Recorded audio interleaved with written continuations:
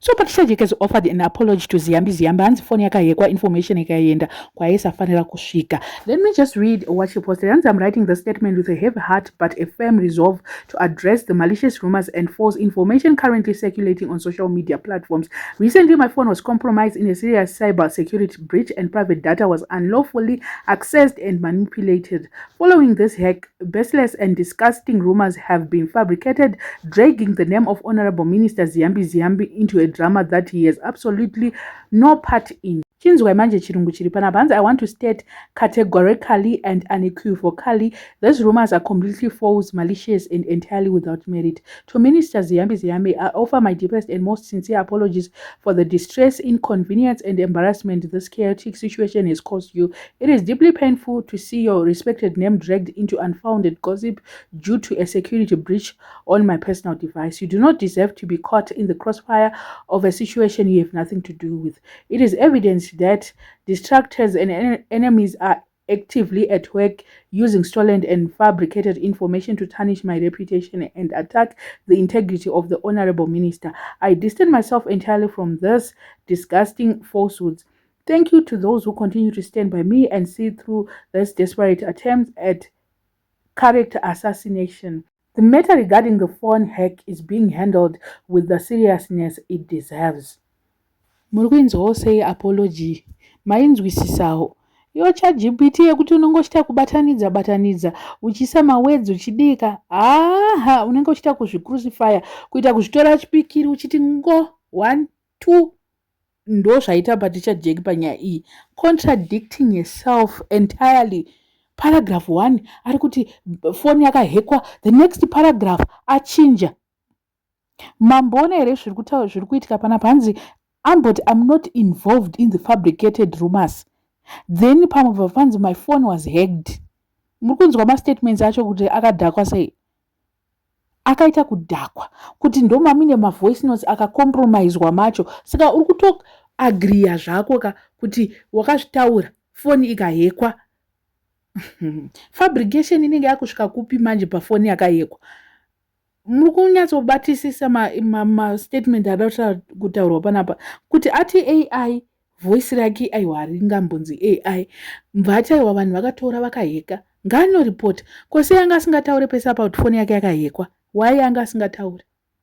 Saka ari kutobvuma in another words kuti sure minister akavataura somewhere else.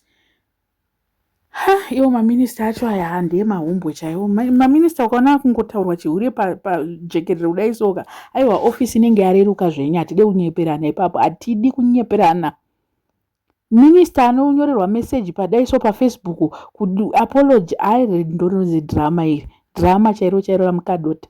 Ndiri nepakadai so ndaitombosheka pasocial media andaitomboita kana sorry kana ani because masori akaabatsirei aita ese nhasi. Abatsirei? Hapana chaabatsira. Ingori Apollo after Apollo, apologies. Nevanhu havanzwewo kunyara kuda kuita maapologies 100. Ngoya babhona aiwa kusina mahumbwe saya. Regai tuone kuti zvichasvika kupi but ndotonzwawo tsitsi.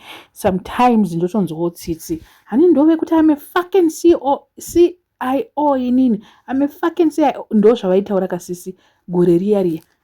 Vakanganwa here kuti mu-CIO hafane kutombovhunduka. Iwo ma-CIO akazoita anotaurisa pasocial media kudai so. Icho chigurupu chinopa vanhu kuti vadai soka. Chigurupu chinonzi Socialites for ED cheche ngachibviswe chinoraswa kumahombo. Socialites for ED kuita sei kwacho? Zvimwe zvacho soka zvakaoma. Vanhu regai tingotarisa zvimwe, I think regai tingotarisa vanhu vachizvinyudza vega. Munhu anozvinyudza akatatarisa kudai so the next thing motozonzwa minister vaive vasade ku like semunhu waminister akavanenge vakubvunzwa kuti chakati hamunoti aripo here pasocial media patanenge vakutobvunzwawo kuti kwaimimi muri kuzvifambisa sei takanzwa kuti zvakati wotovhundukawo kuti ko ndanda kunyora kuFacebook chirudzwa. Ende pakadai soka Patricia Jake aiwa sisi Patricia Jake mirai nimbokuudzai makazvikanyira mega imi mamutori nemunhu anosvika padhuze naamai Mnangagwa, munhu anosvika padhuze nemaministers.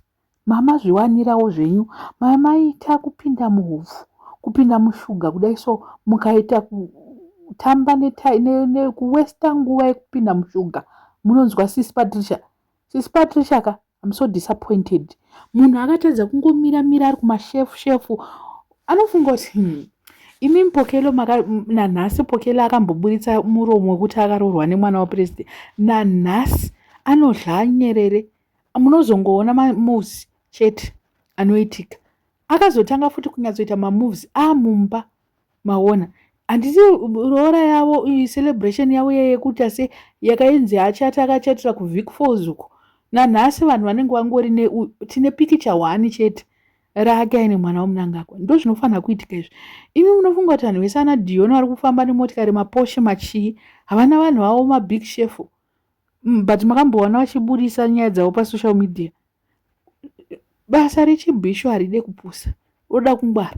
Kana wafunga kuda unodya neZANU-PF nemadhara eko wotoita chaizvo zvinoitwa nemabhisho. Haikona kuti pawadya wouya woudza vanhu. Paipepa akangotanga kuudza Sandi ndakabva ndangoti finish, hapana kwazvichaenda izvi. Vese hapana kwavachaenda. Hakuna ZANU-PF ichamboda kuita. Muzoti vanhu vekuZANU-PF matop people vanoita. Makamboona ana Japresa zvakafanira kuti ana Japresa makambonzwa kuti vambodaiso. Imi munoti ana Japresa havana metsi dzavo here dzavanenge vachiteko, vanenge vatori nadzo, but manjeka vanenge vachibata vanhu vaive kuti havambofa vambotaura. Ona but ana patisha 2 minutes ino vangodaiso namudhara uya vakutozviti zvese bvu.